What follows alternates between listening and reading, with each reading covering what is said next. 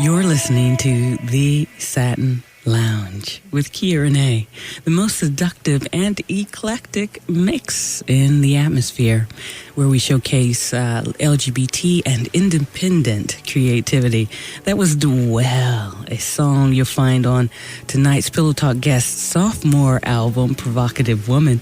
She's a Tennessee native with an eclectic influence in music, blending reggae, house, funk, soul, rock, electric drums into her refreshing approach. Satin Lounge, please help me welcome indie singer, songwriter, and producer Solan Rai.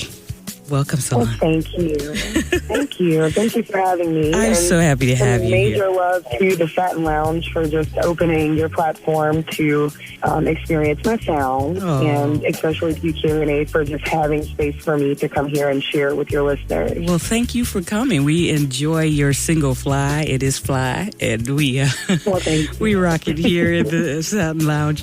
What an exotic name you have, Solan Rai. Is there a meaning attached to your name? You know, there is. I have all of my life felt an affinity to the sun. And, of course, sol is sun in Spanish. And so you have Solan Rai, so sun ray. So I wanted to capture the essence of the sun in my name. And so that's where Solan Rai comes from. So you are the rays of sun. You are the energy of the music. You are the nutrition for us, it sounds like. I try to be. Well, I think you're on your way to succeeding in that venture. I mentioned that you were from Tennessee. You're a Tennessee native, and I also read that you're the eldest daughter of a bassist with, from the funk revolution. Were like bass riffs some of the earliest melodies that you heard? Please tell me about that. Is your father in a band or something? Absolutely it is. I am the eldest daughter of a bassist. That was my upbringing. I mean, all I can remember growing up as a child is having the radio on and seeing my dad run through the house, grab his bass player, sit on a milk cart, and pick up the bass line to whatever new song was on the radio. Wow. So, yeah, I mean, definitely it was just that bass rhythm. The vibration of the bass was a part of my upbringing. That is cool. And really my first introduction to music. So, yeah, definitely. So it sounds like he played by ear. He just kind of picked it up. Do you play other instruments? Do you play that way? Or you hear melodies like that? Yeah, I'm not proficient with any instrument. I play guitar a little. And I produce, so I create all of my music. My dad thinks it's so funny that I don't play proficiently any instrument, but that I'm able to create music.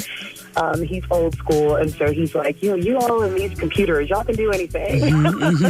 So, yeah, definitely. But I definitely have an appreciation for music. My voice is my instrument, and a lot of the melodies that I create, I use my voice as the foundation to create the music. Come up with are rhythms that I feel like have been a part of my being probably since before I got here, and it's just a way of bringing them into the natural realm. So I like that. Yeah, definitely my dad was an influence. Ancestral influence. Yeah. Yes. Yeah. Who are some of your other musical influences? Your father, your ancestors, who else? Since we're speaking of my dad and his bass player, Michelle Indigacello, her Comfort Woodland album. My God. I'm in love with her. I'm in love with her.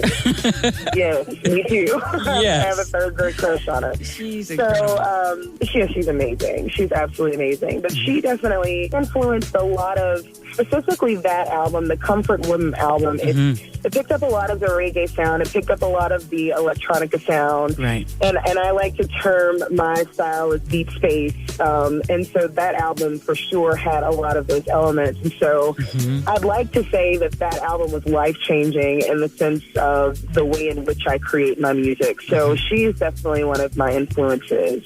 Awesome. Of course, I love Amila Roo. I love her writing style. I think she's... We've been waiting a long time for Mel to do something else. We have, and I'm so excited. I really appreciated the jazz. Yeah. That was definitely a stretch for her, and I appreciated that. Her words to me are life-giving. Like, I'm so excited to hear what she's writing. Ice cream every day, Satin Lounge. Just look forward to that, too. You're talking about some pretty incredible women, and those influences are inside your music. I'm sure they'll experience that from your new project. But before we talk about the brand new sophomore album you have, let's talk about Liberated Soul. You eventually relocated to Atlanta. Did you record Liberated Soul in Atlanta or Tennessee? What, first of all? I recorded it in Atlanta. Satin Lounge, Liberated Soul was the debut release, actually on the eve of Independence 2007, which I found knowingly subliminal. This album also had a lot of those influences that you mentioned before, the reggae, the house, the mood, the funk. But you took on lyrically the topic of the concept of love, which is my favorite subject. What do you interpret as love, Solan?